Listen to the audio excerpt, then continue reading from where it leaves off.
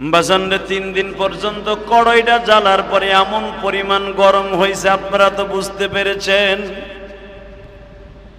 এত দামি দামি কাষ্ঠ দিয়ে আগুনটা জ্বালাইয়া যখন সমস্ত তৈলগুলা পেঁয়াজু ভাজার মতো থগর বগর করতেছে, সর্বপ্রথম মনে মনে ভাবছে কাজের বুয়াটার আগে জ্বালাই, তারপরে দেখি আমার বউ ডরে আমারে মাইনে নেয় কিনা। বাজানরে কিন্তু মনে রাখবেন, আল্লাহর প্রেমের আগুন যাদের অন্তরে একবার জ্বলছে, ওরে দুনিয়ার কোনো আগুনে ধরতে পারে না। কথা ঠিক না বে ঠিক? সর্বপ্রথম সিদ্ধান্ত হইল, আপনার কাজের বুয়ারে আগুনের মধ্যে ফেলাবার আগে ওই মেয়েটার, তোমার কাজের বুয়ার 3.5 বছরের মেয়েটারে ফেলাও। দুনিয়া একটা মাত্র দরদি আছে, নিজের জীবন দেয় সন্তানরে বাঁচায়। ঠিক না বেঠিক? ওই দরদিটা আর কেউ না, তার নাম কি?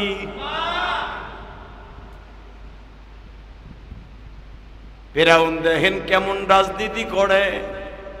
3.5 বছরের বাচ্চাটাকে ধরিয়া নিয়ে হাত পা বাঁধিয়া কাজের বুয়ার সামনে আর আসিয়ার সামনে বলে, তোর মেয়েটাকে কিন্তু এখনই এই গরম তেলের মধ্যে ফেলে দিব। মা চিল্লায় আর বলে, আসিয়া আমাদের নবী মুসা কই? 2025 সালের মে মাসের 2 তারিখ জুমার নামাজ পড়ার জন্য আল্লাহ আগে আগে এসে বসবার তৌফিক দান করেছেন। ওই মহান সত্তার শুকরিয়া জোরে সোরে বলি আলহামদুলিল্লাহ।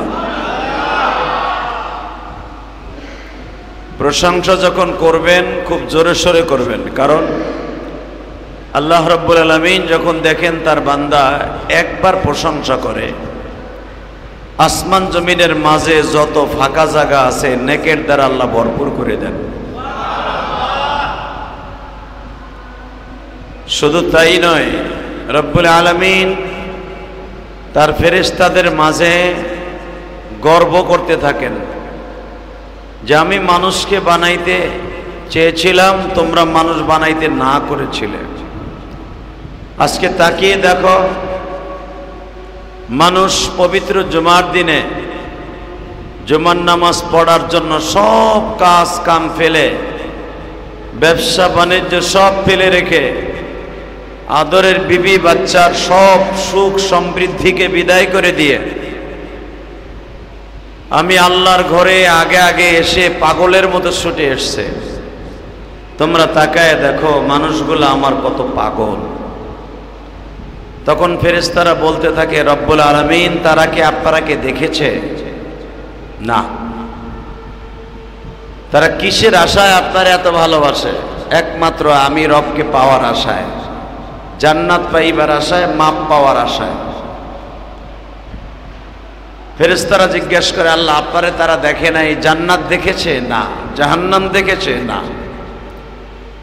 তারা কি নেকি বদি দেখেছে যে কি পরিমাণ সওয়াব হবে যদি জুমার নামাজ আগে আগে পড়তে যায়? আল্লাহ বলেন নেকও দেখে নাই। নেক কি রং, কালো না ধলা, নেকের রংটা কি তাও দেখে নাই। হালাকে কোরআনে বলছে, ইল্লা মান তাবা ওয়া আমানা ওয়া আমিলা আমালান সালিহান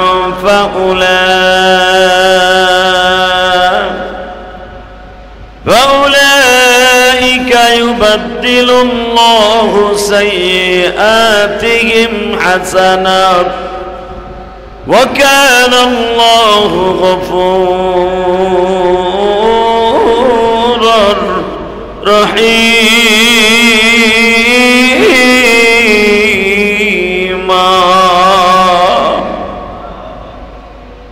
আমি কোরআনে বলেছি সাইয়্যাত গুনাহ হলো আমাবস্যার রাতের অন্ধকারের চাইতে কালো। পৃথিবীতে গুনার মতো কালো জিনিস কিছুই নাই। তাহলে গুনাহ যদি কালো হয়, নেক অবশ্যই সাদা হবে। কথা ঠিক না বেঠিক? নেকের রং কি? সাদা। বলেন কি? এ কথা বোঝা যায় না? উত্তর দেন না কেন? নেকের রং কি? বদের রং? হ্যাঁ, যেদিন বিশ্বনবী বললেন নেকের রং হলো বদ, নেকের রং হলো সাদা, আবিয়াস সাদা, আর বদের রং হলো কালো। তো কালো চেহারার রং ছিল হযরতে বেলাল রাদিয়াল্লাহু তাআলা। বেলাল অজরে কাঁদতেছে, ইয়া রাসূলুল্লাহ, আমার চেহারা তো কালো, নেকের রঙও সাদা, বদের রং কালো, তাহলে আমি কি গুনাহগারের মধ্যে একজন? বিশ্বনবী বললেন, মানুষকে আল্লাহ যেই সূরাতেই বানাক, যেই কোয়ালিটিতেই বানাক, আল্লাহর কাছে সবচাইতে সব মাখলুক থেকে দামি। সুবহানাল্লাহ কইলেন না?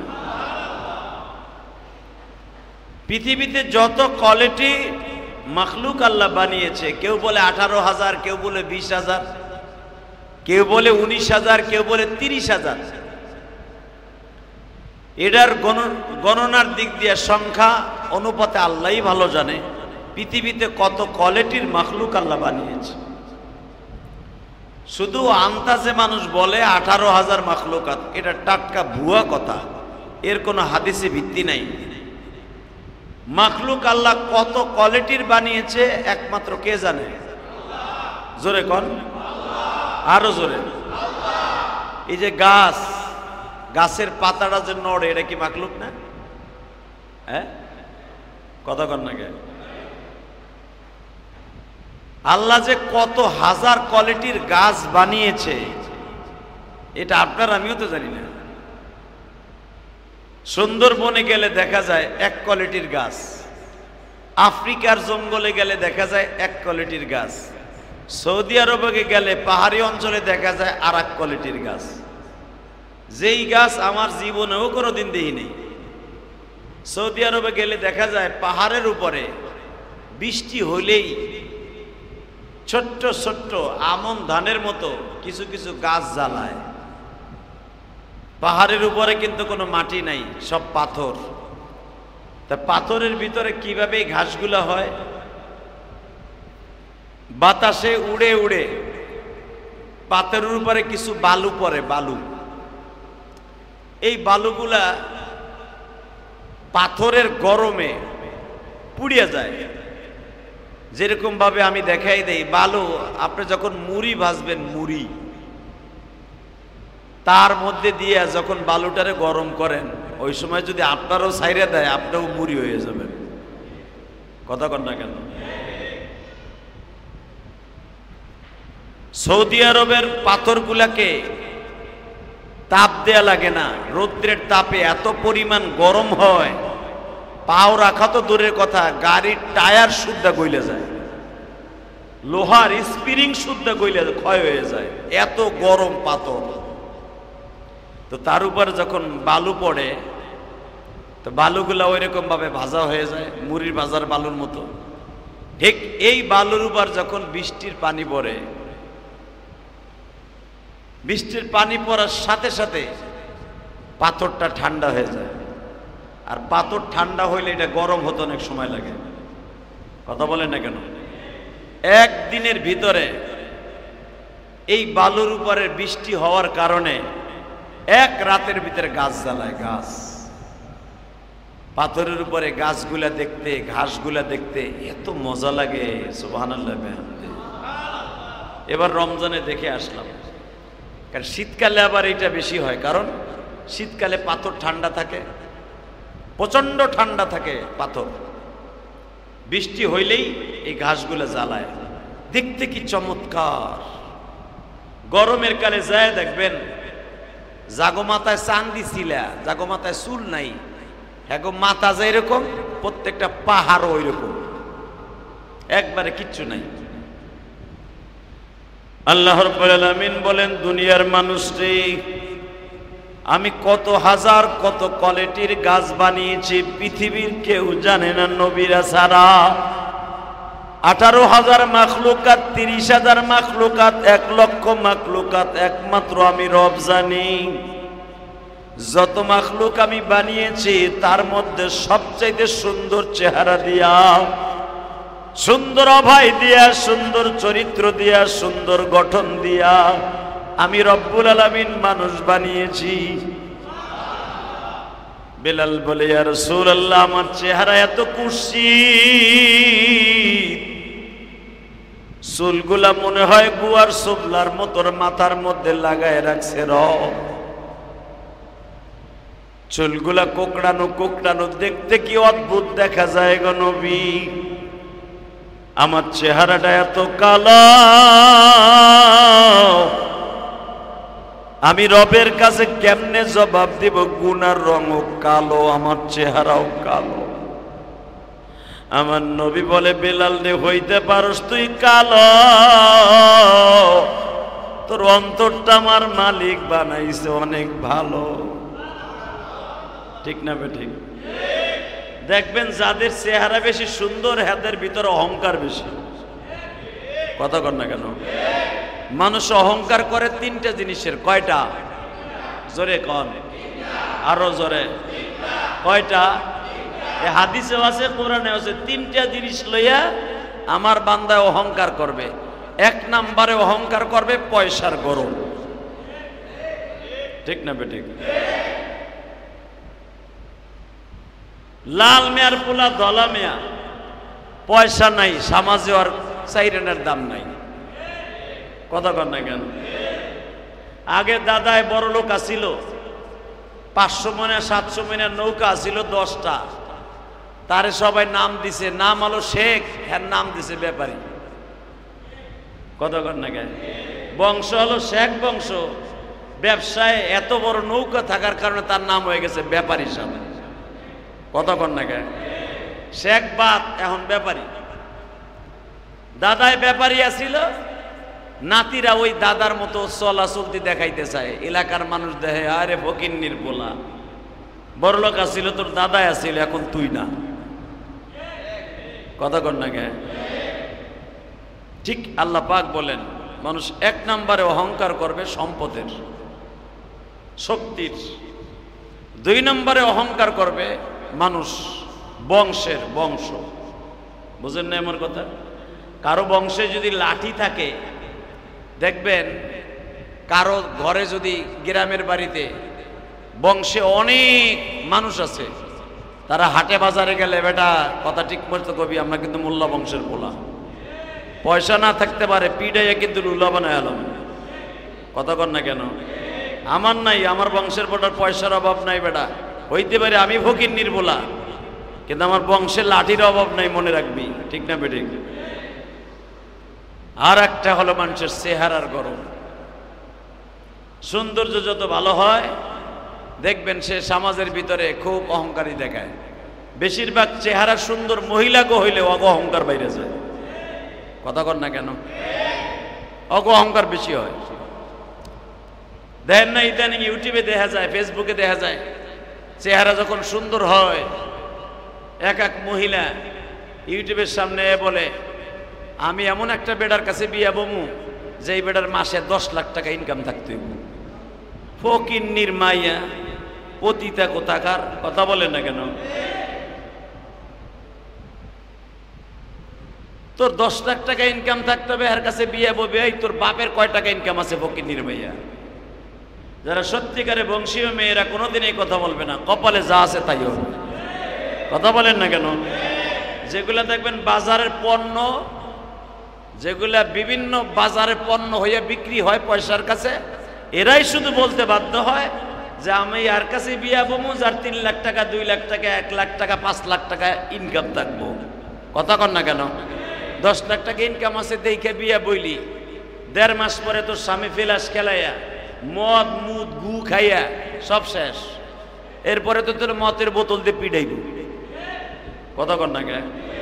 নাহলে স্বামীর মদের পয়সা জোগানের লাগে তোর হোটেলে ভাড়া দিব। এগুলা বলা যাবে না। চেহারার অহংকার দেখাইয়া 10 লাখ টাকা দিলে আমি বিয়া বমু, নাহলে বিয়া বমু না, এটা অহংকারী। কথা ঠিক না? ঠিক? হ্যাঁ রে, তুই তো এত অহংকার দেখাস। পৃথিবীর ভিতরে দ্বিতীয় খলিফা ছিল হযরত ওমর। ওমরের বাবা ছিল মক্কার ভিতরে 10 জন বড় লোকের মধ্যে একজন। সুবহানাল্লাহ কইলেন না? জোরে কর। এই বেটারা কিছু বুঝে না নাকি করা কথা কইবেন মনে করবেন দুর্বল না, আপনি সবল। মনে হয় রাত ভরে বললো গে গেঞ্জাম হয়েছে হানা মসজিদে জিমায় কে বোট ঠন্না খাইছো রাত ভরে। এই মুসলমান ভালো করে বুঝো, মক্কার ভিতরে কয়েকজন শীর্ষ ধনীর মধ্যে ধনী ছিল হযরত ওমরের বাবা খাত্তাব। সুবহানাল্লাহ কইলেন না? ওমরের বাবা ছিল মক্কার ভিতরে কয়েকজন শীর্ষ ধনীর মধ্যে একজন। সেই ধনত্ব পরিবারের সন্তান ওমর। প্রতিদিন ওমর মদ খাইতো, বাংলাদেশের 2.5 কোটি টাকার মদ খাইতো ওমর। এই দেশে তো এক বোতল মদ 2.5 লাখ 3 লাখ টাকা। আর হযরত ওমর প্রতিদিন মদ বিলাইতো, লক্ষ লক্ষ না কোটি কোটি টাকার মদ মাসে বিলাইতো ওমর। ওমর রাদিয়াল্লাহু ভাই ছিল 4 জন, তার ভিতরে সবচেয়ে সুদর্শন এবং সবচেয়ে শক্তিশালী, ব্রেনের দিক দিয়ে টাকার দিক দিয়ে সবচেয়ে উচ্চঙ্গের বিলিশাতের দিক দিয়ে ছিল হযরত ওমর। সুবহানাল্লাহ। এই ওমর ইসলাম কবুল করলেন, খলিফাতুল মুসলিমিন হইলেন। খলিফাতুল মুসলিমিন হওয়ার পরে এই যে বাইতুল মুকাদ্দাস দেখতেছেন, এই বাইতুল মুকাদ্দাস কিন্তু হযরত ওমর বিজয় লাভ করছে। ওমরের হাতে এটা স্বাধীন হয়েছে। মারহাবা বলতে পারলেন না?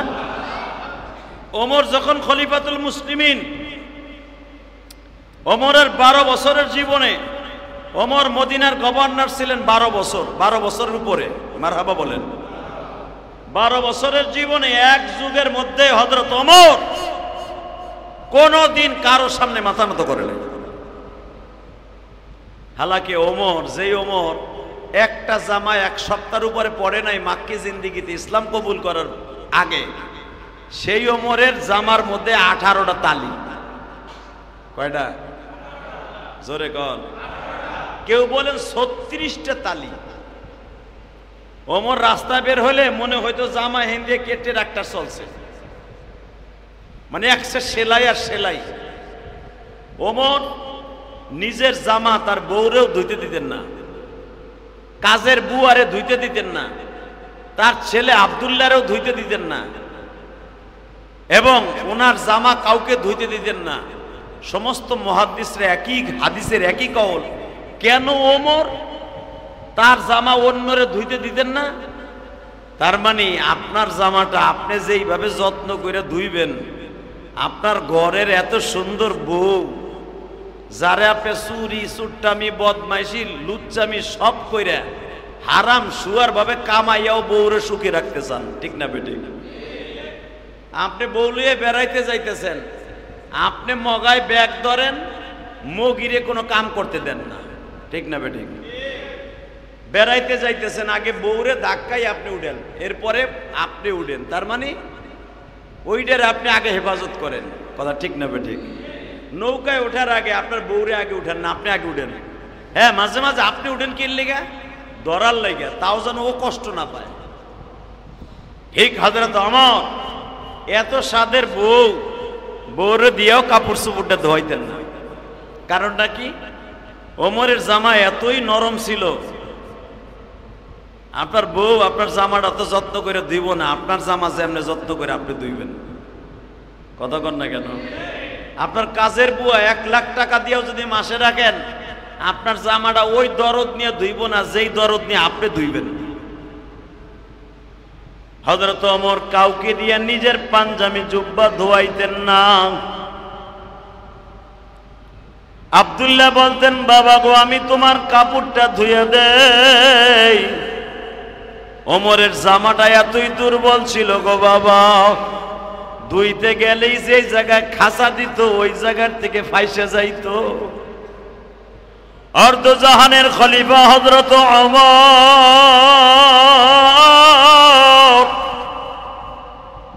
একটা জামা 1 সপ্তাহের উপরে ওমরের জীবনে কোনোদিন পরিধান করে নাই। আজকে ওরের জামাটা কাউরে ধুইতে দেয় না, ছিঁড়ে যাবে এই ডরে। আজকে হযরত ওমর খালেদ বিন ওলীদ যিনি আমার নবীর দান্দান মোবারক শহীদ করেছিল, যার নেতৃত্বে উহুদের মাঠে বিশ্ব নবীর দান্দান মোবারক শহীদ করা হয়েছিল, খালিদ বিন ওলীদের জীবনে কোন যুদ্ধে বাবা পরাজয় বরণ করে নাই। আল্লাহু আকবার বলতে পারলে না? খালিদ বিন ওলীদ এমন একটা বীর বাহাদুর ছিলেন, যেই যুদ্ধে যাইতেন ওই যুদ্ধেই বিজয় লাভ করতেন। হযরত ওমর বললেন, খালিদ বিন ওলীদ, বাইতুল মুকাদ্দাস আজাদ করতে হবে। এই যে বেজরমা ইসরাইল ইহুদির বাচ্চারা দখল করে রাখছে, তাহলে বোঝা গেল ইহুদিরা আদম নবীর যুগের থেকে এরা আমাদের শত্রু। দেখেন আল্লাহর বিচার কত কঠিন গো বাবা। ইসরায়েল কয়েকদিন গত আগের সপ্তাহে গাজার মুসলমানের চোখের পানি ফেলাইছে মেরে মেরে। তারা বোমা দিয়ে আগুন লাগাইছে, আর মালিকের গজবের আগুন দিয়ে ইসরায়েলকে ধ্বংস করে দিতেছে। যে ইসরায়েল কয়েকদিন আগেও বুক ফুলাইয়া বলছে গাজার সম্পর্কে পৃথিবীর কোন দেশ যেন নাক গলাইতে না আসে। কথা কন না কেন? এই নেতানিয়াহু বেজরমার বাচ্চা, ওর জন্ম কোথায় ও নিজেও জানে না, ওর বাপ কেটাও নিজেও জানে না। ওর মার বিয়ে 21টা না 22টা গার্লফ্রেন্ড ছিল, ওর মা বয়ফ্রেন্ড ছিল ওর মায়ের 21 থেকে 22টা। এই নেতানিয়াহুর মা, ইতিহাস পড়ে দেখেন ও যে কোন বাপের প্রোডাকশনে জন্ম নিয়েছে ওই বেজরমা নিজেও জানে না। কথা কথা কেন?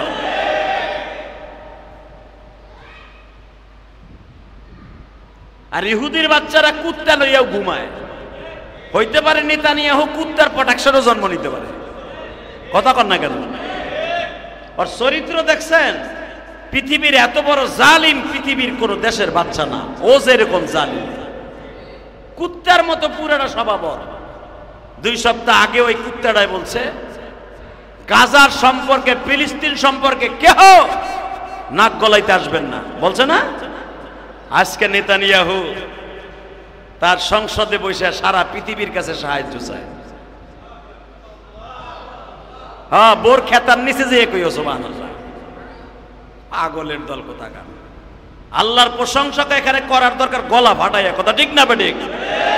আজকে সারা পৃথিবীর কাছে সে সাহায্য চায়। এই বেজরমাটা সারা দুনিয়ার কাছে সাহায্য চায়। যে 2 সপ্তাহ আগেও বলছে ফিলিস্তিনকে আমি মারবো কাটবো, কেউ নাক গলাইতে আসবেন না। যদি আগালা গালাইতে আসেন তারে আমি দেখে ছাড়বো। আজকে গটি বডি গোল করে আমার মাবুদের বোমায় যখন সারা ইসরায়েল জ্বলছে মাইলকে মাইল, আজকে আমেরিকার কাছে বিমান দিয়ে সাহায্য চায় পানি দিয়ে নিবাইতে। তুমি কয়েকদিন আগেও গাজার মুসলমানকে পোড়ায় মারছো, আর আমার মাবুদের গজবের আগুনে তোরে পোড়াইতেছে। পারলে তোর কোনো বাপ থাকলে ফিরা। কথা কর না কেন? আমেরিকাকে কয়েকদিন আগে দাবানলে আল্লাহ জ্বালায় শেষ করে দিছে। 100 বছরের পিছনে ফেলাই দিছে আমেরিকারে দাবানল দিয়া। ইসরায়েলকে ফেলাই দেবে অন্তত 500 বছরের পিছনে। ইনশাআল্লাহ বলেন না কেন? জাপান নিজেকে মনে করতো আমি সারা পৃথিবীর হিরো, আমার পণ্য সারা পৃথিবীর সেরা। আল্লাহ শিডোর দিয়ে এমন এক জাতা দিছে 2 বছর আগে, দেখেন নাই? 1000 বছরের পিছনে ফেলাই দিছে। ওই আল্লাহ এখনো আছে না নাই?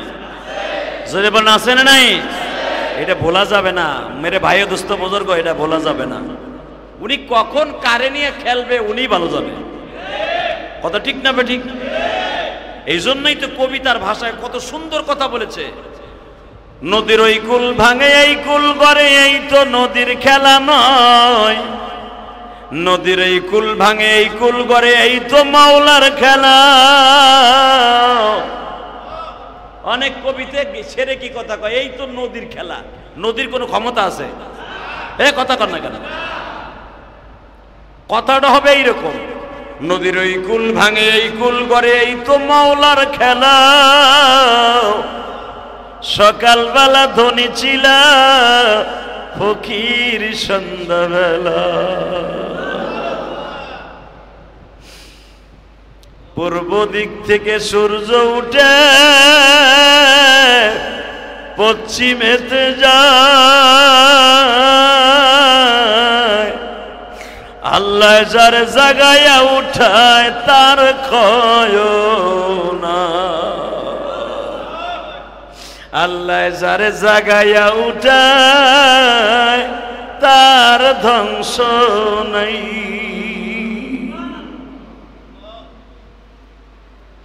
কত সুন্দর ছিল বাবা এই জগতের বাদশা জমিনে, সবাই কিন্তু শুয়ে গেছে মাটির নিচে। সাত মুল্লুকের বাদশা ছিল বাদশা সিকান্দার,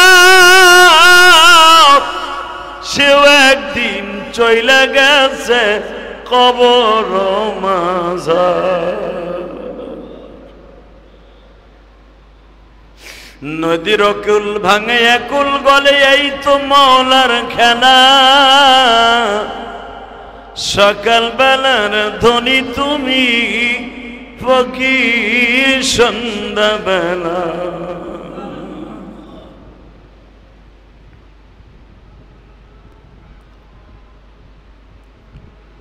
যে ওমর এক সপ্তাহের উপরে একটা জামা পরিধান করত না, আজকে ওমরের জামার তালি কয়টা? জোরে কন। 11 ফিট লম্বা ওমর। ওমরের এই সিনাটা ছিল বাবা তোমার আমার হাতের প্রায় 1.25 হাত। এত বড় বডিলে হযরত ওমর খালিদ বিন ওয়ালিদকে বললেন বাইতুল মুকাদ্দাস বিজয় লাভ করতে হবে, যান ইহুদের বাচ্চাগুলাকে ঘাট ধরে বাইতুল মুকাদ্দাস থেকে বের করে লাথি মেরে আল্লাহর ঘরকে আজাদ করেন। আরো জোরে বলেন। খালিদ বিন ওয়ালিদ তাদের সাথে যায়, দেহে হেরা তাওরাত কিতাব খুইলা পড়তাছে, কারণ ইহুদিরা এই বেজন্মাগুলা তো তাওরাত কিতাব বিশ্বাস করে, কোরআন শরীফ বিশ্বাস করে না। এই জন্য দেখবেন ডেনমার্কের ইহুদিরা কোরআনের উপরে প্রস্রাব করে, কোরাল করে দিয়েছেন। তো হযরত ওমর যায় দেহে তাওরাত কিতাব তারা পড়তাছে, খালিদ বিন ওয়ালিদ যায় দেখে তাওরাত কিতাব পড়তাছে খুইলা খুইলা। খালিদ বিন ওয়ালিদ যে বললেন তোমাদের এই তাওরাত কিতাবের হুকুম চলবে না, হুকুম চলবে একমাত্র কোরআনের। জোরে জোরে জোরে জোরে। তোমাদের এই কিতাবের হুকুম চলবে না, হুকুম চলবে কার? কোরআনের। খালিদ বিন ওয়ালিদ বিজয় লাভ করলেন ঠিকই, মসজিদ থেকে তাদের ইহুদিদের যে আলেমগুলা ছিল এই পণ্ডিত গুলারে বাইর করতে পারলো না যে কোনো কারণে। হযরত ওমর চিন্তা করলেন, ওমরের কাছে খালিদ বিন ওয়ালিদ চিঠি পাঠাইলেন, হুজুর আমি তো খালিদ বিন ওয়ালিদ, আমি তো পুরা বাইতুল মুকাদ্দাস পরিষ্কার করছি, কিন্তু ওরা বাইতুল মুকাদ্দাসের বারান্দায় বইয়া বইয়া তাওরাত কিতাবের দাওয়াত দিচ্ছে। হযরত ওমর বলেন তুমি অপেক্ষা করো, আমি ওমর আসতেছি। যখন ওমর যাচ্ছে, সুবহানাল্লাহ বিহামদিহি, মনে রাখবেন ওমর যেই রাস্তা দিয়ে চলতেন ওই রাস্তায় শয়তানও দাঁড়াইতো না, শয়তান প্রায় 100 মাইল দূরে চলে যেত। ওমরের ইমানি জজবা এত বেশি ছিল। ওমর যখন যাচ্ছে 18 তালির একটা জামা, যখন ওমর যায় তার যে গোলাম ছিল, তার গোলামেরকে ভাগ করা ছিল, তুই 5 কিলোমিটার আমার উটের লাগাম ধরে টানবি আর আমি 5 কিলোমিটার উটের লাগাম ধরে টানবো। তো জেরুজালেমের এই বেজারমা ইহুদিগুলা যেই সময় হযরত ওমর জেরুজালেমে ঢুকবে, অর্থাৎ বাইতুল মুকাদ্দাসের সীমারেখায় ঢুকবে, ওই টাইমে ওমরের পালায় পড়ে গেছে উটের লাগাম ধরে টানা, আর তার গোলাম হলো উটের উপরে, আর ওমর হলো উটের রশি ধরে টানতেছে। সবাই যে উটের উপরে যে বসায় হে হেরেই তো মনে করছে এডি ওমর। সবাই যে উমরের ফুলের মালা দিতেছে, ওমরের গোলাম এত চিল্লাইতেছে যে ভাই আমি ওমর না, ওমর আলো রশি। ওমর বলতেছে উসকো সুকুতাম মাফি ওয়াক্তিম্মা, কথা বলবি না, এই সম্মান তোরে আল্লাহ দিছে, তুই চুপ করে থাক। সুবহানাল্লাহ কইলেন না? এখানে যদি আমি ইলিয়াসুর রহমান জিহাদি হইতাম, কারণ আমার এই গত বছর যে ড্রাইভার ছিল ওটাও তো আলেম, ও হাফেজ মাওলানা, আবার ড্রাইভার, আবার বক্তাও আমার মতো বক্তা, আমার লাগে অনেক মাহফিলে দ্বিতীয় বক্তা রয়েছে। এখন ওই যদি কেউ যেন কোনো এলাকায় গেছে, যদি যাইয়া ও পাট লাই ইলিয়াসুর রহমান জিহাদির, আমি যদি দেখতাম যে ও পাট লইছে আমার পাট, আমার তো মেজাজ গরম হয়ে ঘুষাইয়া ড্রাইভারেতে নামে কইতাম নাম, ও চাকরি করে ড্রাইভারে পাট লইছে ইলিয়াসুর রহমান জিহাদি, ঠিক না বেঠিক? এটা আমি হইলে কইতাম। আর ওমর অর্ধজাহানের খলিফা, যার জামানায় বাঘে কোনোদিন একটা ছাগলের গায়ে আঘাত করতে সাহস পায় না।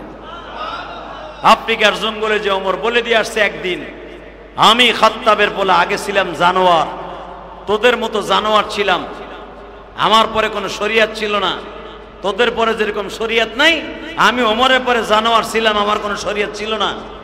আমি যেদিন থেকে শরিয়াত প্রণেতার হাতে, মুহাম্মদ এন্ড দ্য পারফেক্ট, মুহাম্মাদের হাতে আমার আলোর দিশারি পেয়েছি, সেদিন থেকে আমি ওয়াদা করেছি আমি কোনোদিন অন্যায় করব না, কেউ অন্যায় করলে তারে ছাড়বো না।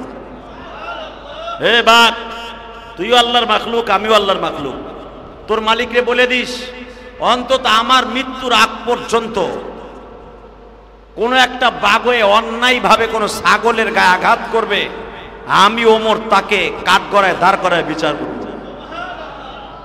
বাঘের নিয়ন্ত্রণের জন্য আল্লাহ বনের মধ্যে ফেরেশতা লাগাই দিয়েছে। সুবহানাল্লাহ। ওমরের কথার এতই রূপ যে আল্লাহ রাব্বুল আলামিন ওমরের জামানায় বাঘের নিয়ন্ত্রণের জন্য ফেরেশতা বানায় রেখে দিয়েছে। আল্লাহ। হযরত ওমর নীতির পরে অটল। তো যেই সময় ঢুকবে জেরুজালেমে, এই টাইমে তার গোলাম হলো উটের উপরে, ওমর হলো রশি ধরে টানে, সবাই তার গোলামরে ফুলের মালা দেয়, লাল গালিচা দেয়, একবারে পিঠির উপরে নামায়। ওমরের গোলাম লজ্জায় একবার সাদা হয়ে গেছে। ওমর বললেন কথা বলবি না, এই সম্মান আল্লাহ তোরে দিছে, তাহলে ইচ্ছা করলে তো এই 5 কিলোমিটার আমার ভাগ্যে পড়তে পড়তো। 5 কিলো করে তুই উটের লাগাম ধরে টানবি, আমি লাগাম ধরে টানবো, এই 5 কিলো তোর ভাগ্যে পড়লো কেন? এটা উপরের থেকে পাস হয়েছে, খবরদার কথা কবি না, চুপ চুপ। যখন নামছে, ইহুদির বাচ্চারা যারা দেখছে যেই মানুষটা তার গোলামরে এত বড় সম্মানের অধিকারী করতে পারে, এই মানুষটার সাথে যুদ্ধ করে পারা যাবে না। এই মানুষটার আখলাকে পৃথিবীর শ্রেষ্ঠ আখলাক। আর এই মানুষটারে যে অমানুষটারে মানুষ বানিয়েছে, ওই মানুষটা না জানি কত সুন্দর ছিল। লাকাদ খালাকনাল ইনসানা ফি আহসানি তাকওয়িম লাকাদ কানা লাকুম ফি রাসূলিল্লাহি উসওয়াতুন হাসানাহ। তোমাদের জন্য উত্তম আদর্শের জন্য তোমার নবীর আদর্শ উত্তম আদর্শ। এই ওমরের ভিতর যদি এত সুন্দর খাসলাত হতে পারে, অর্ধজাহানের খলিফা, তার জামার মধ্যে 18টা 19টা 30টার মতো তালি। সুবহানাল্লাহ। তার গোলামরে সে এত বড় সম্মান দিছে যে তার বেতনভুক্ত কর্মচারী তারে এত সম্মান দিছে, না জানি তার নবী কত সম্মানের মালিক ছিল। সুবহানাল্লাহ সুবহানাল্লাহ। ওমরকে জিজ্ঞেস করা হলো, আচ্ছা আপনার জামার মধ্যে এত এত তালিকা, এত তালিকা, আপনি বলে এত বড় বাদশা, আপনার বাবা ছিল এত বড় ধনী, আপনার ভাই বেরাদার এখনো পর্যন্ত মক্কায় এত ধনী, তা আপনি এরকম কে? ওমর বলতেছে তোমরা কি জানো না, আমার বিশ্ব নবী, আমার নবীর জামাও ছিল একটা। সুবহানাল্লাহ। আমার নবীর জামা ছিল একটা। হযরত ওমর তার জীবনের বিনিময়ে তার নবীকে ভালোবেসেছে। তার জীবন দিয়ে তার নবীরে ভালোবেসেছে। ওমর যদি সন্ত কোনোদিন তার নবীর গায়ে একটা লগের আঁচড় পড়ছে, ওমর ওই নগের আঁচড়টাকে তার জিহ্বা দিয়ে উঠাই দিল। ইহুদিরা হযরত ওমরের হাতে বাইতুল মুকাদ্দাসের চাবি ছাইরা দিয়া কয়, আপনার মতো নেতার কাছে পৃথিবীর কোন নেতা কুলাবে না। আপনারা জানেন ওমরের জামানায় সবচাইতে বেশি ক্ষতি করেছে ইহুদিরা, যে ইহুদিরা এখনো পর্যন্ত মুসলমানকে নিধন করার জন্য উঠে পড়ে লেগে গেছে। এই ইহুদিদের সাথে আমাদের কোনো আপোষ নাই, ঠিক না বেঠিক? ওদের সাথে আমাদের কোনো আপোষ নাই, আপোষ হতে পারে না, ঠিক না? মেরে ভাই দোস্ত বুজুর্গ ভালো করে বুঝবেন।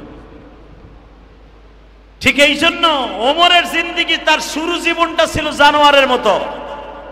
ওমরের মতো এত বড় বিলাসিতা মক্কার কোন সাহাবী করে নাই। আজকে সেই ওমরের জামার মধ্যে 17 থেকে 18টা খালি তালি, সেরা ভাড়া। ঠিক এমনি করে দেখা গেছে অনেক মানুষ আছে তার জীবনটারে ফ্রি স্টাইলে চলাফেরা করছে। এমন একটা সময় আসছে যে সোনালি বিড়ি খাওয়ার পয়সাও তার পকেটে নেই। কথা কন না? গোল্ডি বাংলাদেশের সবচেয়ে দামি দামি গোল্ড যত সিগারেট আছে তার নামও জানি না, তোমরা ভালো জানো। দামি দামি সিগারেট কিনে কিনে বন্ধু বান্ধব রে খাওয়াইছো, দামি দামি ব্র্যান্ডের মদ বন্ধু বান্ধব রে খাওয়াইছো। কিন্তু এমন একটা সময় গেছে যে একটা সোনালি বিড়ি কিনে খাইবো হে তো অভিজ্ঞ নাই। এমন জিন্দিগি আছে না? আছে, আছে। যেরকম তার জ্বলন্ত প্রমাণ আমি আপনাকে দেখাই দিই।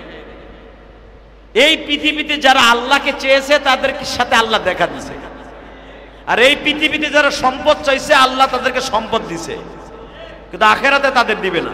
কথা ঠিক না বেঠিক? ফেরাউন এই দুনিয়া চেয়েছিল। ফেরাউন কিন্তু জানতো যে আমার একজন রব আছে। ফেরাউন জানতো না? কথা কর না কেন? যারা 5 ওয়াক্ত নামাজ পড়েন না, হারাম সুয়ার খান, সুদ ঘুষ নিজে মনে করেন এটা হালাল, সুদরে মনে করেন দূর এটা কোনো ব্যাপারই না, ঘুষে মনে করেন দূর এটা আমার পারিশ্রমিক, যদি এইটা আমার জন্য আল্লাহ জায়েজ না করতো তাহলে আমার এই চাকরি দিল কে? এরকম কিছু আছে না? আছে। এটা জানার পর সে জানে যে এই সুদটার ঘুষটা মার সাথে জেনা করার গুনার সমতুল্য, এরপরও দেখা গেছে সে খাইতেছে। কথা কর না কেন? হ্যাঁ জোরে কন।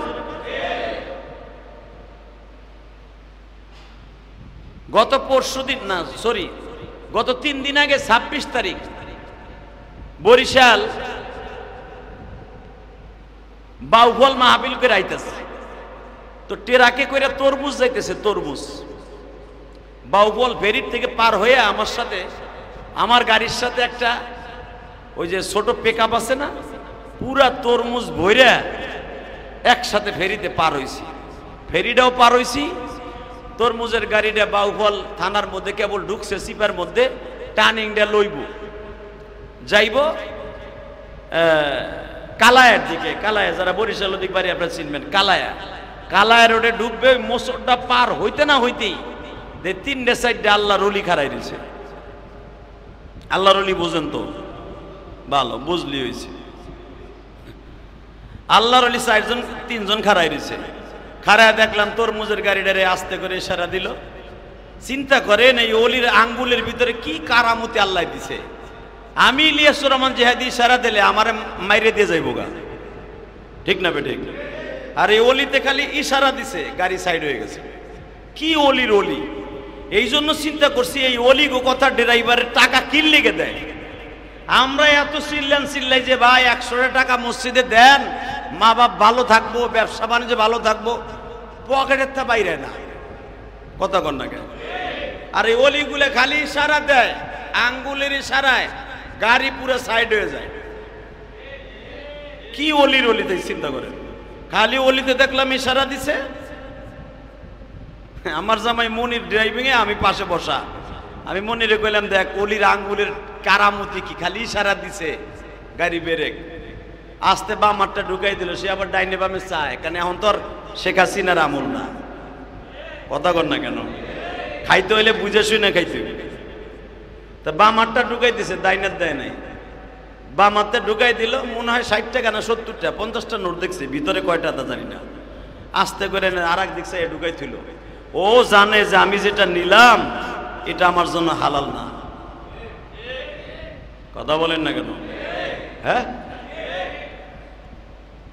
তা আমি আবার কোনটা তোর কম না। আমি কইলাম হ্যার গাড়ি যখন বেরিয়ে কইছে আমারটাও ব্রেক করে, হ্যার সামনে যাইয়া ব্রেক করে কইলাম কিও স্বভাব এখনো ভালো হয় নাই। আসসালামু আলাইকুম হুজুর, আপনি জিয়াদি সাহেব না? দোয়া করেন। এর লেগে দোয়া করাও হারাম। কথা কর না কেন? যে আমার সামনে বামাত বাইর করে দিয়ে ঘুষ খাইলো, ওর জন্য দোয়া করা যায় যাচ্ছে? ওর জন্য দোয়া করলে আমারও ইমান যাইব। কথা কর না কেন? কারণ কোরআন শরীফের ডাইরেক্ট কথা, তা'মুরুনা বিল মারুফ ওয়া তানহাউনা আনিল মুনকার ওয়া তু'মিনুনা বিল্লাহ। ভালো কাজের আদেশ দিবা, অসৎ কাজে ফিরাবা। তোমার সামনে যদি দেখো মান রাআ মুনকারান ফালিয়ুগাইয়ির বিয়াদিহি ওয়া ইল্লাম ইয়াস্তাতি, তোমার সামনে যদি দেখো খারাপ কাজ হইতেছে, অন্তত হাত দিয়ে মাইরা ফিরাও। কথা কর না কেন? অন্তত সেইটা না পারলেও মুখ দিয়ে ফিরাও। তা আমি তো আমার মুখের সুন্নাত আমি আদায় করছি। আমি কিও স্বভাব এখনো ভালো হয় নাই। হুজুর আপনি জিয়াদি সাহেব না? আসসালামু আলাইকুম, দোয়া করেন। এখন ওর জন্য দোয়া করা কি জায়েজ আছে? কথা বলেন না কেন? আমার দাওয়াত আমি পৌঁছাই দিয়েছি। শুধু একটা কথা মনে রাখবেন, সারা দুনিয়ায় আমরা জেনে শুনে সবকিছু জানি যে এটা হারাম, তারপরে এটা হারাম মনে করেন এটা হালাল। আমি 5 ওয়াক্ত নামাজ পড়ি না, আমার জাহান্নামে যেতে হবে এটা আমি জানি না? কথা বলেন না কেন? আমি জানি না? আমি জানি না, যাই না আমি পড়ি না। ঠিক ফেরাউন জানতো যে রব কে? আল্লাহ নামটা জোরে কর না। ফেরাউন জানতো, তারপরও যাই না শুই না ক্ষমতার দাপটে বদমাইশটা লুচ্চাটায় দাবি করে বসছে আমি রব। কোরআনের ভাষায় এইভাবে আসছে, আনা রব্বুকুমুল আ'লা। মুসা তোর যে খোদা আছে ওইটার বড় খোদা আমি।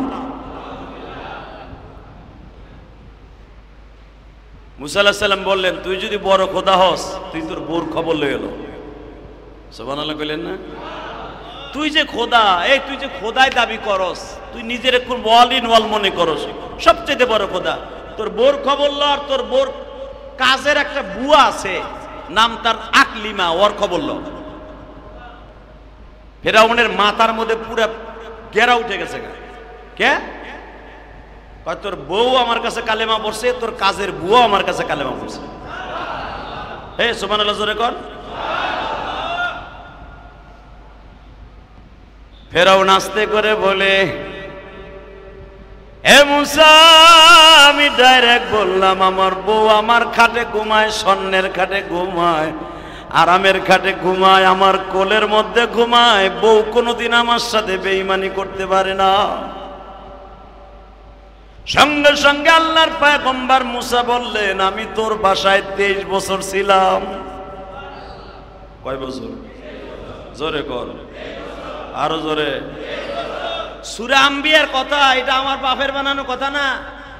23 বছর ফেরাউন মুসারে পালছে। কিভাবে পালছে জানেন? পৃথিবীতে কোনো বাচ্চাকে এইভাবে শান শওকতের সাথে পালে নাই। 23টা বছর পালছে। 23টা বছরই মুসারে স্বর্ণের খাটে ঘুমাইছে। মুসার জন্য অন্তত 100টা বান্দি কাজের বুয়া নিযুক্ত করা ছিল। মুসা আলাইহিস সালাম মাছের কাঁটা বাইসা খাইতেন না, মাছের কাঁটা বাইসা দেওয়ার জন্য একটা বান্দি নিযুক্ত করা ছিল। মুসা আলাইহিস সালাম যত সময় খাবার খাবে স্বর্ণের গ্লাসটা হাতে নিয়ে বসে থাকার মতো 5টা বান্দি ছিল।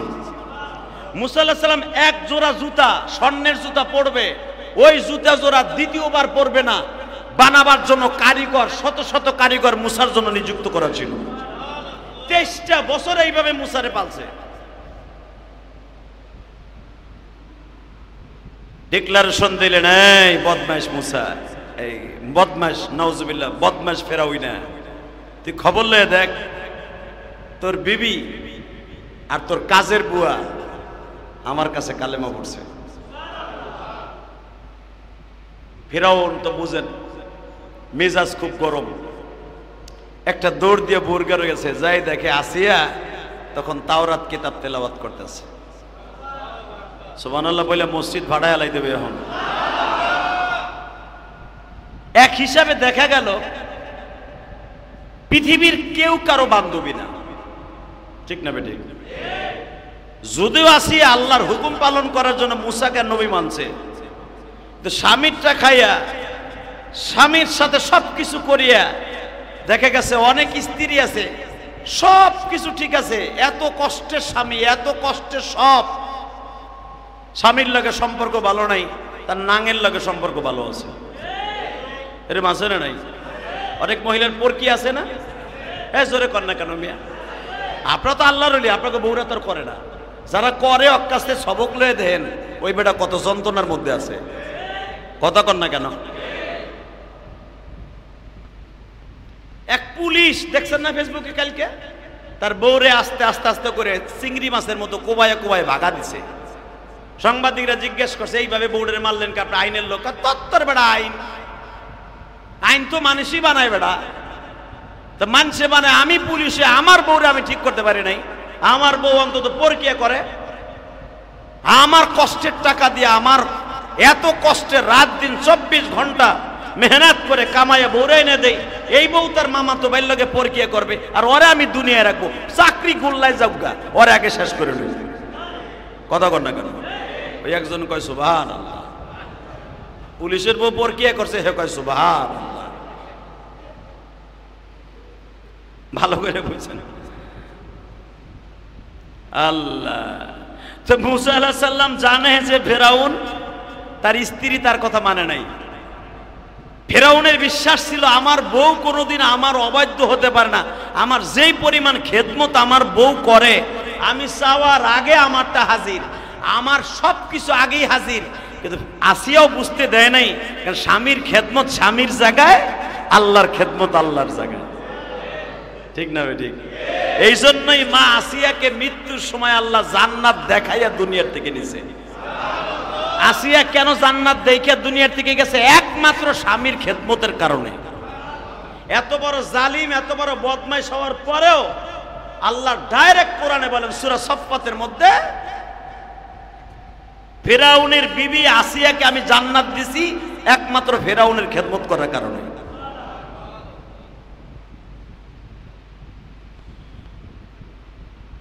ফেরাউন এতদিন কোনোদিন বুঝতেও পারে না আমার বউ কোনোদিন এই কাম করতে পারে। আজকে ঘরের মধ্যে যাইয়াই দেখে আসিয়া আর তার কাজের বুয়া দুইজনে তাওরাত কিতাব মুখস্থ করতেছে। আসিয়াও বুঝতে পারে না আমার স্বামী এই টাইমে ঘরে আসবে। কাজের বুয়াটাও বুঝতে পারে না এই টাইমে ফেরাউন সংসদ থুইয়া বাসায় আসবে। আসিয়াই যখন দেখে দুইজন তাওরাত কিতাব তেলাওয়াত করতেছে, তখনই ফেরাউনের মাথা গরম হয়ে গেল। আসিয়ার চুলের মুটকিটা ধরে বাইরে ফেলে দিল। 19 হাত লম্বা বদমাশ। আপনাদের প্রশ্ন আসতে পারে, কারণ ফেরাউনের লাশ তো মিশরে আমিও দেখছি, 2013 সালে আমি দেখছি। ফেরাউন পানির মধ্যে 3000 বছর পরে থাকার কারণে ফেরাউনের লোনা পানিতে হয়তো আর বডি ঘুষাইয়া মমি করার কারণে ছোট হয়েছে, ও কিন্তু 19 হাত লম্বা। এই বদমাইশ মা আসিয়ার ধরে এমন জোরে একটা আছাড় মারছে, মা আসিয়া একটা চিৎকার দিয়ে বলে, যখন জেনেই ফেলেছ আমি এক খোদাকে বিশ্বাস করি, নবী মুসাকে আমি নবী বলে স্বীকার করেছি, আমি তোমারে চাই না, আমি আমার মাওলারে চাই। আপনারা জানেন আসিয়াকে 3 মাস জেল খাটতে হয়েছে। কয় মাস? 3 মাসের মধ্যে আসিয়াকে এক ডোক পানিও দেয় নাই শয়তান। কিন্তু দুনিয়ার মানুষ কাউরে না দিলে রব দেয় কি দেয় না? মা আসিয়া জেলখানায় বইয়া জান্নাতের খাবার খায়। ফেরাউন দেখলো আর যদি এইভাবে রাইখে দিই জেলখানায়, 100% ভাবে ওরে দেখিয়া অন্য মহিলা জেলখানার কয়েদিরা কালেমা পড়ে মুসলমান হয়ে যাবে, ওরে রাখা যাবে না। ফেরাউনের যে কাজের বুয়াটা, তার স্বামীও কালেমা পড়ছে, তার মেয়েটাও কালেমা পড়ছে, তার 3.5 বছরে একটা মেয়ে ছিল, সেও মুসলমান। আপনার জানা আছে এই পুরা ফ্যামিলি আসিয়া সহ কেমনে মারবে? প্রস্তাব আসলো সংসদের ভিতরে। সর্বপ্রথম ফেরাউনের হাতের বিচার, কিভাবে তাকে মারা যায়। সবাই সিদ্ধান্ত দিল ফাঁসির মঞ্চে উঠে ফাঁসি দেন। আর একজনে বলল শুলি দেন। শুলি আপনারা চেনেন কিনা আমি জানি না। শুলি হলো ওই জামানায় বিশাল বড় একটা রড, আরো সহজে বুঝাই দেই। এই যে গাছ পাইলিং কয় না, গাছ পাইলিং বড় একটা রড দেখছেন না, ওটার ভিতরে কিন্তু আর একটা বড় পাথর থাকে, ওইটারে গোল দেয় আর ধাম করে ছাড়ে। আর ওই পাথরটা কিন্তু ওর ভিতর দিয়ে বড় একটা লম্বা রড থাকে। ওই রডের মাথাটা কিন্তু অনেক সুসালি থাকে, দেখছেন আপনারা? আমার বাড়ি পাইলিং করার সময় দেখছি এইরকম ভাবে সুসালি থাকে। ওই সুসালি যায় যদি আপনার পেটের উপরে এমনি রাইখাও দেয়, ওই দিক দিয়ে বাড়াই যাবে। শুলি এইটাকে বলা হয়। ওই জামানে এমন একটা রড আছিল, একটা মানুষ যদি লম্বা থাকতো 12 হাত, ওই শুলির রডটা থাকতো 16 হাত। এইভাবে টানানো থাকতো, পায়খানা রাস্তার ভিতর দিয়ে ওই রডটা কেমনে বসায় দিত, আস্তে করে ছেড়ে দিয়ে যাতা দিত, পায়খানা রাস্তা দিয়ে রডটা ঢুইকে মাথার তালু দিয়ে বের হয়ে যেত। এটাকে বলা হয় শুলি। 2 দিন 3 দিন থাকার পরে এমনি মারা যাইত মানুষটা। মারা যাওয়ার পরে তারা নামাইয়া আগুন দিয়ে জ্বালাই দিত। এটাই ছিল শুলি। তো একজন সিদ্ধান্ত দিল, বউ যখন আপনি উলাঙ্গ করে শুলি দিবেন, এটা দেখতে কেমন দেখা যায়। খোদার বউ খুদি, যতই সে অপরাধ করুক, এইভাবে ল্যাংটা করে তার এই বিচারটা করা, এটা আমাদের কাছে শোভনীয় না। ফেরাউন বলল, আমারও তো মায়া লাগে, এত 100 বছর ঘর করলো আমার সাথে, ঠিক আছে আরে শুলি দিব না। একজনে বলল, ইব্রাহিম নবীর মতো আগুনের মধ্যে ফেলাও, নমরুদ যেমনি কাম করছে। ফেরাউন বলে, দেখ এত বছর ঘর করলো, আগুনের মধ্যে ফেলাবো, এটা হয় না। এরা ও যখন আগুনের মধ্যে জ্বলবে তখন আমার খুব কষ্ট লাগবে, একটা কাজ কর, অন্য কিছু আছে কিনা। কারো সিদ্ধান্ত উপনীত হলো না। শয়তান বড় মানুষের ভেষ ধারণ করে বলে, তোমার যদি দ্রুত তোমার মজা লইতে চাও, একটা মরার সিস্টেম আছে। কি? পৃথিবীতে আজও পর্যন্ত কেউ এইভাবে মারে নাই, সেই দৃষ্টান্তমূলক শাস্তি তুমি দাও, তোমার এই সাজাটা কিয়ামত পর্যন্ত মানুষের মনের মধ্যে থাকবে। ফেরাউন শয়তান, ওই শয়তানের বুদ্ধি নিয়ে বলে, সেটা কি? দুনিয়ার মানুষ এইভাবে বিচার করে, সেটা কি? শুলিতে চড়াইছে, আগুনে ফেলছে, ফাঁসি দিছে, সব বিচার হয়েছে, কিন্তু এই কোয়ালিটির বিচার পৃথিবীতে কেউ করে নাই, তুমি প্রথম করবা। সেটা কি? কড়ের মধ্যে তেল জ্বালাও, বিশাল বড় একটা কড়াই বানাও, মনকে মন তৈল ঢালো, তৈল ঢাইলে এটারে জাল দাও, জাল দিয়ে যখন থগর বগর উঠবে, পেঁয়াজু আলু সব বাজার মতো হবে, ফ্রাই করার মতো হবে, তেলের গরম, তখন তোমার বিবিরে আর তোমার কাজের বুয়ারে ছেড়ে দিবা। নাউজুবিল্লাহ বলেন না?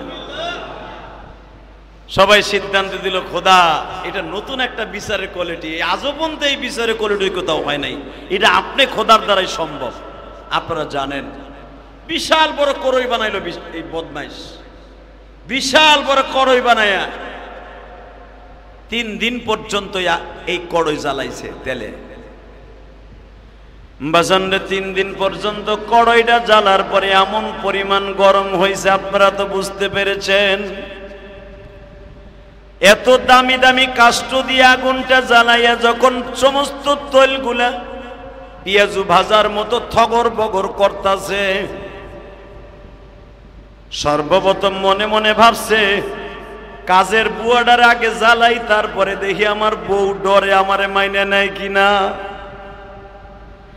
বাজানরে কিন্তু মনে রাখবেন, আল্লাহর প্রেমের আগুন যাদের অন্তরে একবার জ্বলছে, ওরে দুনিয়ার কোন আগুনে ধরতে পারে না। কথা ঠিক না বে ঠিক? সর্বপ্রথম সিদ্ধান্ত হইল, আপনার কাজের বুয়ারে আগুনের মধ্যে ফেলাবার আগে ওই মেয়েটার, তোমার কাজের বুয়ার 3.5 বছরের মেয়েটারে ফেলাও। দুনিয়া একটা মাত্র দরদি আছে, নিজের জীবন দেয় সন্তানরে বাঁচায়। ঠিক না বেটি? ওই দরদিটা আর কেউ না, তার নাম কি?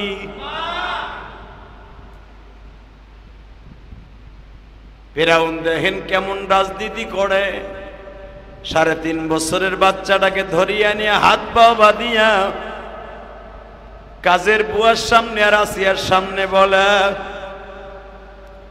তোর মেয়েটাকে কিন্তু এখন এই গরম তেলের মধ্যে ফেলে দিব। মা চিল্লায় আর বলে, আসিয়া আমাদের নবী মুসা কই? আল্লাহ রাব্বুল আলামিন কোরআনে ওই কথাই বলেন, সূরা আম্বিয়ার ভিতরে মুসারে তাকায়া দেখ, দুনিয়ার আগুনে আমার কাজের বুয়ার মেয়েটা ঠিকই ফেরাই হয়ে যাবে, কিন্তু আমার জান্নাতি হাউজে কাউসার দিয়ে আমি ওর মেয়েটারে গোসল দিব।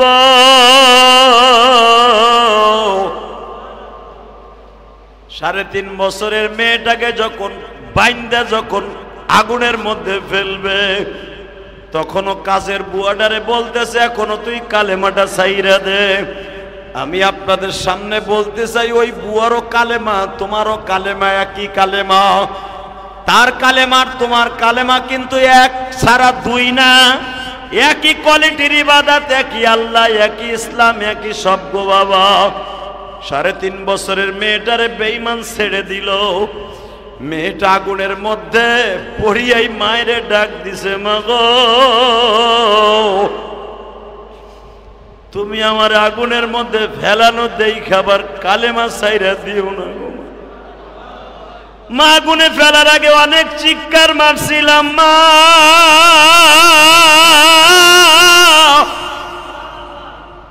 মনে করছিলাম এই তেলের মধ্যে বুঝি মৃত্যুর অনেক যন্ত্রণা গো মা, কিন্তু জানতাম না এই কড়ের ভিতর দিয়ে ডাইরেক্ট আমার মওলার বাড়ির রাস্তা গো মা।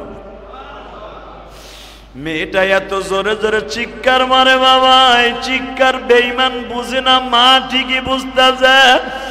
মা হাতটা বাড়ায় বলে, মা গো তুই যা, আমি আসতেছি তোর রাস্তায় গো। মেয়েটা যখন বাবা একবারে ফেরাই হয়ে গেল, চামড়া হাড্ডি গুলা একবারে কই মাছের মতো ভাজা হয়ে গেছে। এবার ওই মেয়েটার মা বলতেছে, কাজের বুয়া বলতেছে, এবার আমার পালা। এ বাচ্চা, যাইবার আগে একটা কথা বইলা দিয়ে যাইব, আমার ফ্যামিলিতে 5 জন সদস্য, আমরা 5 দিনে তো কই মাছের মতো ফেরাই হয়ে যাব, ভাজা হয়ে যাব। আমাদের এই ভাজা হাড্ডি গুলাকে আপনি ফেলে দিয়েন না, অন্তত মিনহা খলাকনাকুম ওয়া ফিহা নুঈদুকুম ওয়া মিনহা নুখরিজুকুম তারাতান উখরা। আমার আল্লাহ বলছে, এই মাটি থেকে তোরে বানাইছি, এই মাটির নিচেই নিয়ে আসবো। আমার মালিকের যদি কথা থাইকা থাকে, আমার হাড্ডি গুলা যা একবার ফেরাই হয়ে যাবে, বাজা হয়ে যাবে। আমার ছোট্ট মেয়ে তাসলিমার বডিটা আর আমার বডিটা তেলের থেকে উঠাইয়া আপনি ফেলে না দিয়ে মাটির নিচে দাফন করে দিয়েন, একটা গর্তের মধ্যে দাফন করে দিয়েন। আমি অন্তত কিয়ামতের মাঠে এই 5 জনের কোলের মধ্যে নিয়ে মালিকের দপ্তরে দাঁড়ায় বলতে পারি, মালিক আগুনের মধ্যে ঝাঁপ দিছি, তবু তোর জাহান্নামের আগুনে ঝাঁপ দিতে রাজি না। মালিক যদি ভালো লাগে তুমি আমারে আর জাহান্নামের আগুনে ফেলাইও না। দুনিয়ার আগুন কত ভয়ঙ্কর আমি নিজে দেখে আসছি মালিক।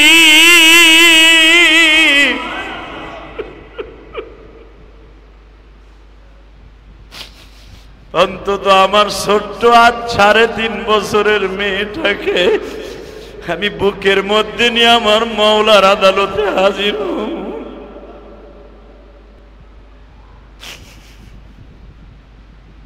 আপনি আমার বডিটারে ভাজা হওয়ার পরে মাটির নিচে দাফন করে দিয়েন। বাজান এখানে শেষ না, বুখারীর মধ্যে দেখবেন আনাস ইবনে মালিক বলেন, আমার নবী যখন মিশর সফর করতেছিলেন, যেখানে মেয়েদের 5টা লাশকে এক জায়গায় দাফন করা হয়েছিল, ফেরাউন কিন্তু তার ওয়াদা ঠিক রাখছিল। তেলের থেকে তাদের 5টা লাশ উঠাইয়া একবারে বাবা কই মাছের মতো ফেরাই হয়ে গেছে। ফার্মের মুরগি ভাজলে যেরকম ভাবে ভাজা হয়ে যায়, গিরিল হয়ে যায়, সমস্ত চামড়াগুলা বাবা ভাজা হয়ে একবারে কড়কুড়ে হয়ে গেছে। এই লাশটারে উঠাইয়া মাটির নিচে দাফন করে দিছে। 1-2 বছর পরে নয়, 3000 বছর পরে আমার নবী দুনিয়া আসলেন। আল্লাহু আকবার জোরে বলতে হবে। মুসা নবীর মাঝে আমার নবীর মাঝে 3000 বছরের ডিফারেন্স। নবী যখন এই কবরের পাশ দিয়া মিশর যাইতেছিলেন, আমার নবী আবু বকর ওমরের ডেকে ডেকে বলেন, কিরে দেখো তো কোন জায়গার থেকে জান্নাতের খুশবু আসতেছে, দেখো তো কোন গর্তের থেকে জান্নাতের খুশবু আসে। ওই দেশের বাচ্চাকে ডাক দিছে, ও বাচ্চা এই জায়গার ইতিহাসটা কি? বাচ্চা বইলা দিলেন, এই যে সেই কায়রো শহর, যেই শহরে ফেরাউন বাস করত, আর এই যে সেই রুম, যেই রুমের থেকে ধরিয়া নিয়ে এসে ওই কাজের বুয়ার মেয়ে তাসলিমা সহ 5 জনকে দাফন করা হয়েছিল। আমার নবী চোখের পানি দিয়ে ওমরকে বলে, ওমর রে তাকায় দেখ, ওই কঙ্কলের ভিতর থেকে জান্নাতের খুশবু আসতেছে। ওমর তাকায় দেখ, কিয়ামত পর্যন্ত এই পাহাড়ের থেকে জান্নাতের খুশবু আসবে রে ওমর। 3000 বছর আগে এই 5টা লাশকে এক জায়গায় কফন করছে। আমার মালিক আমার নাকে জান্নাতের খুশবু, তোমাদের নাকে জান্নাতের খুশবু এনে দিছে। বাজান এখনো পর্যন্ত এই পাহাড়টারে কিন্তু সীসা দিয়া ঢালাই দিয়ে রেখে দিয়েছে মিশরের বাদশাহ। আমি আপনাদের খেদমত আরজ করতে চাই, কাজের বুয়া যদি সে জান্নাতের খুশবু লইয়া পাহাড়ের নিচে ঘুমায় থাকতে পারে, ইমান রাখতে যাইয়া যদি কোনো মুহূর্তে কোনো বেঈমানের বিরুদ্ধে মোকাবেলা করার জন্য জীবন দিতে হয়, রাজি আছেন না নাই? রাজি আছেন না নাই? তাহলে দেখা যাবে আগামী কালকে কার ইমানে কত জোর আছে। হেফাজত ইসলাম বাংলাদেশ, যার কর্ণধর হলেন বাংলাদেশের সমস্ত শ্রেষ্ঠ উলামায়ে কেরাম। কথা বলেন না কেন? আপনি জানেন আগামীকালকে কেন ডাক দেওয়া হয়েছে? একমাত্র এই দেশের সরকার গঠন করার জন্য নয়, আগামীকালকে ইউনূস, ডাক্তার ইউনূস রে আর এই সমন্বয়কদেরকে টাইনা নামাবার জন্য নয়, এই তত্ত্বাবধায়ক সরকারকে নামাবার জন্য কালকে সরওয়ার্দী উদ্যানে জমায়েত করতে বলেন উলামায়ে কেরাম। শেখ হাসিনা যেদিনকা যেই আইন পাশ করতে চেয়েছিল, আপনাদের মনে আছে কিনা জানি না, এই আইন পাশ করার জন্য বাংলাদেশের শাহবাগীদের কিছু নটটুকি আর পতিতা পুরুষদের রাতের কাস্টমার, যারা পুরুষদের চরিত্রহীন করার জন্য যে সমস্ত কুত্তিগুলাকে রাস্তায় নেমে দিয়েছিল শেখ হাসিনা। কথা বলেন না কেন? সেই শাহবাগের চত্বর, বেজরমা চত্বর, সেই শাহবাগের চত্বরে শেখ হাসিনা নামাই দিয়েছিল রাজাকার রাজাকার বলে, আলবদর আলবদর বলে, হেফাজতকে চিরতরে স্তব্ধ করে দেওয়ার জন্য, বাংলাদেশকে নিস্তানাবুদ করে দেওয়ার জন্য, চিরতরে স্তব্ধ করে দেওয়ার জন্য। সেই 5ই মে শত শত উলামায়ে কেরামের রক্তে রঙিন হয়েছিল সেই শাপলা চত্বরের কালো পিচ ঢালাই। ভুলে গেছেন? ভুলে যায়েন না। আপনারাও ভুললে মালিক ভুলবে না। কথা বলেন না কেন? আমি যখন কালীগঞ্জ শামসুল উলুম মাদ্রাসার প্রিন্সিপাল ছিলাম, আমার মাদ্রাসার ছেলেদের 12টা ছেলে গুলিবিদ্ধ হয়েছিল। আল্লাহর কসম করে বলছি, এই ছেলেগুলাকে আমি ট্রিটমেন্টও করাইতে পারি নাই। যখন আমার কানে খবর আসলো 12টা ছেলে গুলিবিদ্ধ হয়েছে, চড়াগুলি, ছেলেগুলা মারা যাবে, এর ভিতরে 2টা ছেলে মারাও গিয়েছিল। তাদের বাড়ি চাঁদপুরে। ছেলে 2টাকে ঠিক মতো জানাজাও করতে দেয় নাই হানাদার বাহিনী। শুধু চোখের পানি ফেলছিলাম আমি জেহাদি। 12টা ছেলের 2টা ছেলে মাদ্রাসা আসলো, তাদেরকে খেতা কম্বল দিয়ে ঢাইকা রাখছিলাম। কিন্তু আওয়ামী লীগের হায়নাগুলো যদি জানে যে আমার মাদ্রাসার ছেলেরা গুলিবিদ্ধ হয়েছে, আমার মাদ্রাসা উড়াই দিবে। আমার কানে খবর আসলো যে হাদি সাহেব, যদি আপনার মাদ্রাসার কোনো ছেলেকে পাওয়া যায়, মাদ্রাসা কিন্তু আজীবনের জন্য তালা মেরে দেব। কালীগঞ্জের বড় বড় নেতা গোতা হোতারা তারা এখন একটাও বাংলাদেশে নাই। ওনরা এখন ঠিকই হেফাজতের হুজুররা ঠিকই আছে, তোমরা এখন যার যার বৌসল মেয়ে তুইয়া কোথায় কে আছো তুমি নিজেই ভালো জানো। কথা বলে না কেন? কথা বললে বলতে হবে, কারণ উলামা ইকরামের কলিজা আল্লাহ আলাদা স্বর্ণ দিয়ে বান্ধাই দিছে। কখন কে আমারে রাস্তায় ফেলাইয়া মারবে, কে আমারে ফাঁসি দেবে, এই চিন্তা ভাবনা করে উলামা ইকরাম কথা বলে না। কথা বলে না কেন? আমি জানি এই সমস্ত বক্তব্যের দ্বারা আমাদের শত্রু পয়দা হয়, বন্ধু পয়দা হয় না, এটাও জানি। শত্রু পয়দা হলেই তো আমার লেগে ভালো। কথা বলে না কেন? তোদের হাতে মৃত্যুবরণ হলেই তো আমি শহীদ হয়ে যাব। কথা বলতে হবে, কারণ তুই যারে মারবি, তুইও যার কাছে যাবি, আমিও তার কাছে যাব। কথা বলতে হবে। এই মুসলমানের বলা, গতকালকে গেছি গোলাম বাজার, ওখানে মোল্লা ফারুক আছে না, মোল্লা ফারুক, যে কয়েকদিন আগে একটা লোক কোবায় মারছে দিনে দুবারে। এই মুসলমানের বলা, একজনে বলতেছে দিনে দুহারে মানুষের সামনে কোবায় মারলো। আমি শুধু এতটুকুই বললাম, আপনি যদি কাউকে মারেন, বলা তাসিরু ওয়াজিরাতুন বিজরা উখরা, এটা আমার বাপের কথা না, কোরআন শরীফের কথা। আপনি যদি কাউকে অন্যায় ভাবে কোবায় মারেন আর গুলি করে মারেন, আল্লাহর কসম আপনি ওইভাবে মরবেন। কথা বলেন না কেন? আপনি মারবেন দিনের আলোতে, আর আপনারে মারবে কুত্তার মতো রাতের অন্ধকারে। কারণ আপনার মৃত্যু দুনিয়ার কেউ দেখবেও না, এমনকি এক ঢোক পানিও খাওয়াবে। কথা বলে আরো জোরে, আরো জোরে। শুধু একটা কথা বলতে হবে, এই দুনিয়া আসছে একদিন, মরবো একদিন। এই বাড়ি গাড়ি আমার না, আমার শুধু এই মসজিদটা। আলহামদুলিল্লাহ বলেন। শুধু আপনাদের খেদমত আরজ করতে চাই, যারা আমার পিছনে আজকে জুমার নামাজ পড়ছেন, আগামীকালকা সরওয়ার্দী উদ্যানে উলামা ইকরামের ডাকে যেতে হবে। রাজি আছেন না নাই? কে কে রাজি আছেন দেখে হাত তুলে দেখান তো দেখি। দেখান তো দেখি। খালি মুসলমান মুসলমান, হুডা ফুচ্চা মুসলমান, ঘোড়ার ডিমের মুসলমান। তুমি একদিনের কাম বাপ, যাবো কালকে ইনশাল্লাহ। ইনশাল্লাহ বলেন। প্রমাণ করে দিব যেই বিশ্বাগুলা পতিতাগুলা নারীর অধিকারের নামে সমকামিতা চালু করার জন্য শেখ হাসিনার কাছে আইন পাশ করতে চেয়েছিল। আপনি কি চান বাংলাদেশের সমকামিতা চলুক? সমকামিতা বুঝেন? গোড়ার ডিম বলে চুপ করে বইছে কুদ্দুস মিয়া।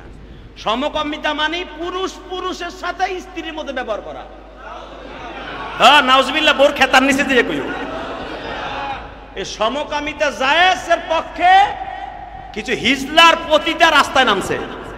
এই আইন ডাক্তার ইউনূসের কাছে প্রায় ১৫০০ পৃষ্ঠার একটা বই লেখা এই আইন পাশ করার জন্য, নারী নীতিমালা, এই আইন লেখে এই আইন পাশ করার জন্য ওরা শেখ হাসিনারে দিয়ে পাশ করাইছিল। ওই আইন বাদ হয়ে গেছে, এখন ডাক্তার ইউনূসের কাছে ওরা আবার ওটা লয়ে গেছে। পুরুষে পুরুষে বিয়া, মহিলারা পোশাকের কোনো তো স্বাধীনতা থাকবে না। ইচ্ছা করলে জাইঙ্গা পরেও নামতে পারবে আমেরিকার মতো, ফ্রি সেক্স। ইচ্ছা করলে রাস্তায় নাইমা, বোরকা তো দূরের কথা, গেঞ্জিও পরতে পারবে, কিচ্ছু না পরুক নেংটি আর বেড়া পরে রাস্তায় নামবে, কোনো কথা বলতে পারবে না। আইনি সহায়তা তাদেরকে ইউনূসের দিতে হবে। তারা ল্যাংটা হয়ে চলবে, কোনো পুরুষ কিছু কথা বলতে পারবে না, কথা বললেই তারে জেলখানা নিতে হবে। এই আইন বাংলাদেশে চলুক আপনি চান? এই মুসলমানের পোলা, তুমি চাও? চাও? চাও? যদি এই আইন চাও, আজকে আসিয়ার যে শুনলা, আসিয়াকে যখন উলঙ্গ করে যখন শুলিতে চড়ানো হয় প্রথম, তখন আসিয়া বলছিল, আমি যদি তোর জীবনে একটা রাত্র খেদমত করে থাকি স্ত্রী হিসাবে, আমার লজ্জা স্থানে অন্তত আমার ব্লাউজটার পেটিকোটটা খুলিস না। বেঈমান তখন ওটাও খুলে ফেলেছিল। আপনারা জানেন কোরআন শরীফের কথা, সূরা বাকারার মধ্যে আসছে, যখন মা আসিয়াকে একবার উলঙ্গ করে ফেলে, তখন আল্লাহ রাব্বুল আলামিন তার জান্নাত থেকে আসিয়ারে পোশাক পরাইছে। অতএব বাংলাদেশের নারী স্বাধীনতার নামে উলঙ্গ বেহায়াপনা বাংলাদেশে চলবে না। এটা শাহজালাল আমানির দেশ, এটা সরমনে আল্লাহর কুতুবের দেশ, এটা তাবলিগওয়ালাদের দেশ, এটা শর্ষিনা আল্লাহর কুতুবের দেশ। এই দেশ উলঙ্গ হইয়া রাস্তাঘাটে চলবি, পেটের মধ্যে আলকাতরা লাগাই দেব। কথা বলেন না কেন? অথবা এমন কেউ নামু তোর মান নাম আর তোর বাপের নাম ভুলাই দেব।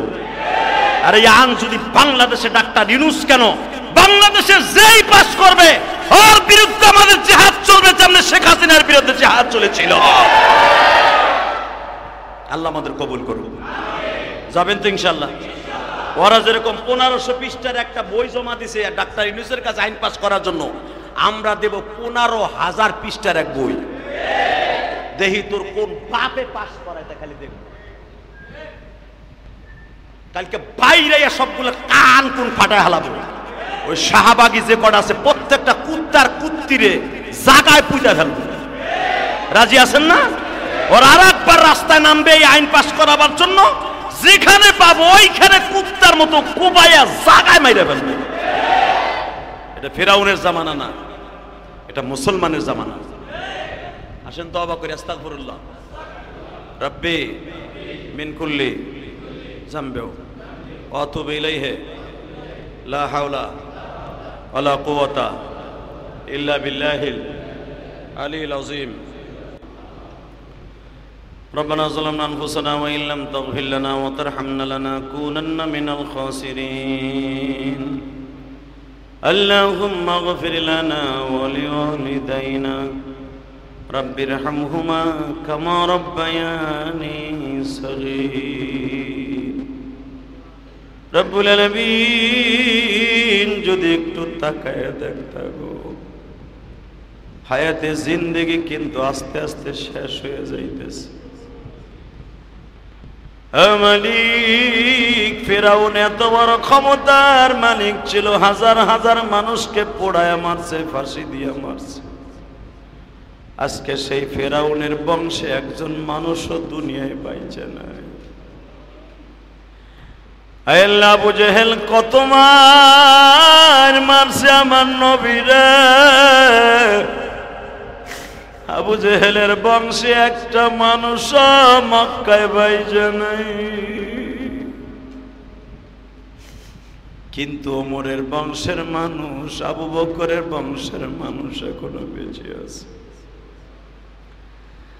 আল্লাহ, আমরা যারা হাত তুলছি আমাদের বংশে মানুষ বেঁচে থাকবে কিনা জানি না। মালিক রে, আমার মতো কার জানো মা দুনিয়ায় বাইচে নাই, কার জানো বাবা বাইচে নাই গো।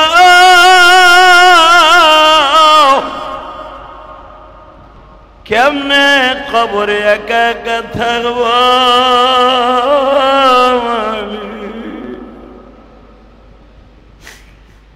চোখের সামনে কত ভাই বেরাদারকে দাফন করলাম, চাচা চাচি খালা খালুরে দাফন করলাম, আমার কবরে কে যাবে জানি না। মেহেরবানি করে আমাদের সবার কবরটাকে জান্নাতের টুকরা বানায় দিও আল্লাহ। আগামীকালকে হেফাজত ইসলামের সমাবেশকে তুমি কবুল করো, আগামীকালকের সমাবেশকে কবুল করো আল্লাহ। আমাদের মনের তামান্নাগুলা পুরা করো। প্রত্যেকটা আইন যারা তোমার ইসলামের জন্য আমরা চেয়েছি, প্রত্যেকটা আইন যেন তোমার আদালত থেকে পাশ হয়ে যায় আল্লাহ। আমাদের দোয়া কবুল মঞ্জুর করে লো আল্লাহ। আগামীকালকে আমাদের সমস্ত ভাইদেরকে একত্রিত হয়ে আল্লাহ আগামীকালকে সরোয়ার্দী উদ্যানে আইন শৃঙ্খলা বাহিনীদের পরে শ্রদ্ধা রেখে সঠিকভাবে যেতে পারি সেই তৌফিক দান করে নাও আল্লাহ। আমাদের দোয়া কবুল মঞ্জুর করে নাও আল্লাহ। যাদেরকে নিয়ে হাত তুলছে অনেকের ব্যবসা বাণিজ্য খারাপ, বরকত দান করো। অনেকের শরীর অসুস্থ সুস্থ বানায় দাও আল্লাহ। অনেকের শরীর অসুস্থ সুস্থ বানায় দাও। অনেকের ছেলে মেয়ে মাদ্রাসা মসজিদ স্কুল কলেজে পড়ে, তাদের সবাইকে কবুল করো। অনেক ছেলে মেয়ের আল্লাহ পরীক্ষা দিচ্ছে এইচএসসি, তাদের পরীক্ষায় ভালো রেজাল্ট করার তৌফিক দাও আল্লাহ। ভালো রেজাল্ট করার তৌফিক দিয়ে দাও। দুনিয়ার পরীক্ষায় পাশ করে আখিরাতের পরীক্ষার জন্য কবুল করে নাও আল্লাহ। ফিলিস্তিনের মুসলমানকে কবুল করো, তাদের ক্ষয়ক্ষতিগুলোকে তুমি পুরা করে দাও আল্লাহ। বেজরমা ইসরায়েলকে ধ্বংস করে দাও আল্লাহ। আল্লাহ মুসলমানের চোখের পানি কবুল হইতেছে, আমরা দেখতাছি আল্লাহ। আল্লাহ মাইলকে মাইল তুমি দাবানল দিয়ে শেষ করে দিতেছো আল্লাহ। আমরা চাই না যে আগুন দিয়ে জ্বালায় দাও, কিন্তু তারপর মনের আনন্দে বলছি, খুশিতে বলছি, তুমি যা করো ভালোর জন্য করো আল্লাহ। আল্লাহ যারা ইসরায়েলের মধ্যে একটা মুসলমানও নাই আমরা জানি, সব তোমার বিধর্মী, সব ইহুদি। একটা মাত্র দেশ আছে অন্য কোন দেশের মানুষকে সেই দেশে থাকতে দেয় না ইহুদি ছাড়া, সেটা হলো ইসরায়েল। আল্লাহ এই দেশে যদি ওরা হিদায়ত পায় হেদায়ত দাও, তা না হলে তোমার এই দাবানল দিয়া পুরা দেশটারে সারখার করে দাও আল্লাহ, সারখার করে দাও আল্লাহ, সারখার করে দাও আল্লাহ। আমার নবী যেরকম ইহুদিদের জন্য নামাজের মধ্যে বরদোয়া করছে, আল্লাহ এদেরকে খায়বার থেকে ধ্বংস করে দাও। কিয়ামত পর্যন্ত খায়বার থেকে ইহুদিগুলো ধ্বংস করে দিয়েছো তুমি আল্লাহ। এই মুসলমানের চোখের পানির উসিলায় ইসরায়েলকে যেইভাবে দাবানল দিছো আল্লাহ, নেতানিয়াহুর বাড়িটাকে দাবানল দিয়ে ধ্বংস করে দাও আল্লাহ। নেতানিয়াহুর বাড়িটা দাবানল দিয়ে ধ্বংস করে দাও। তোমার গজবের মোকাবেলা করার মতো পৃথিবীতে কোনো মানুষ জন্ম নেয় নাই। ফেরাউন চেয়েছিল কিন্তু পারে নাই, নমরুদ চেয়েছিল পারে নাই, এই নেতানিয়াহু তেলাসোরা ও পারবে না আল্লাহ। তুমি আমাদের সকলের দোয়া কবুল মঞ্জুর করে নাও। সাল্লাল্লাহু তাআলা আলা খায়রি খালকিহি মুহাম্মদ ওয়া নূরি আরশি সাইয়্যিদিনা মাহুম বিরহমাতিকা।